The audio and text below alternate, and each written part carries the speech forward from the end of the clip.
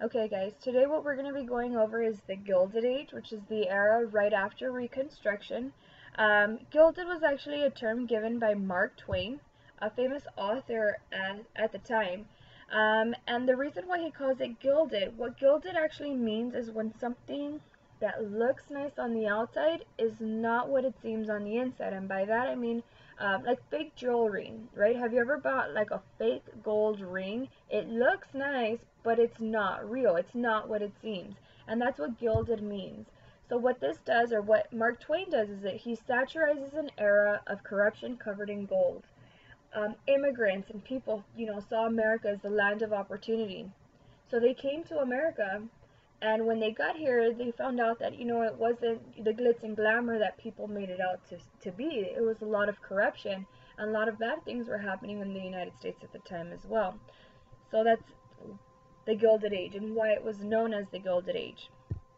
Now, a couple of technologies you do need to know. During this time, it is known as the Second Industrial Revolution in the United States. New technologies. You have to have technology for it to be a revolution or an industry. And one of the main things that was created at this time, or that we found, was the Bessemer process. Now, it was a more cheaper way to convert steel, the production of steel. It became more economical so more people can afford it. Now, we use steel for a couple of things. We use it for railroads, for buildings. So you have a transition between wooden things into steel. They're sturdier, they're stronger, they last longer, and it now becomes cheaper. And that's the Bessemer process.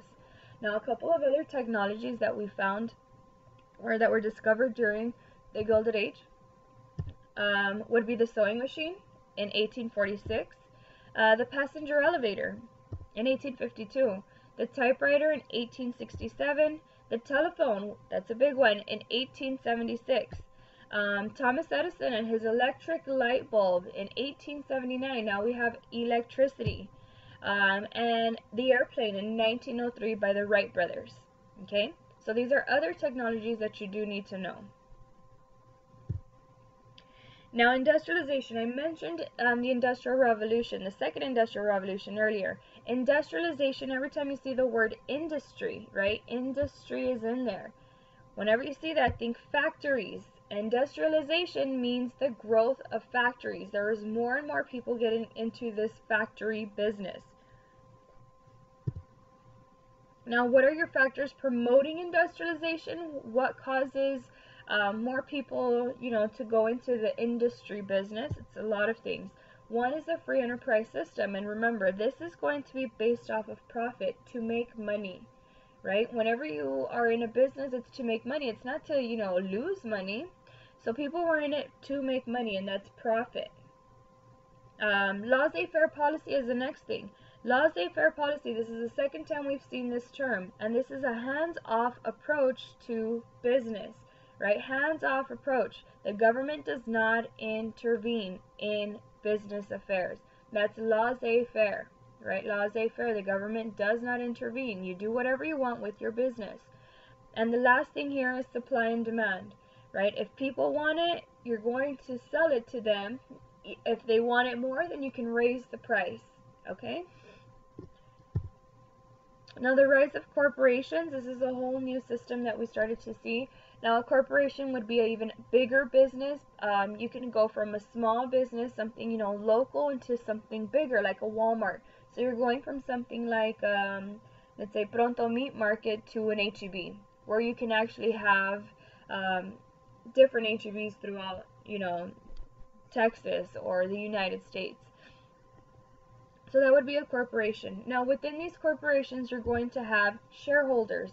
Shareholders are people that actually invest in your company, and they own a little bit of your company. Okay, that's a shareholder. At this time, we also have the creation of a national market. With the creation of the railroads that connects the East and the West, now you have a national market. National means the country. The whole United States is now connected, so if something bad happens on the East Coast and the people on the West Coast depend on those goods, then everything's, messed up, because now you have to depend on other parts of the country instead of just relying on yourself.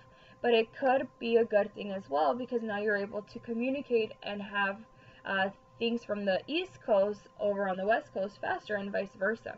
So now you have a national market. And of course, the building of the railroads is what makes this national market possible, the connection from the east to the west and the west to the east. Okay?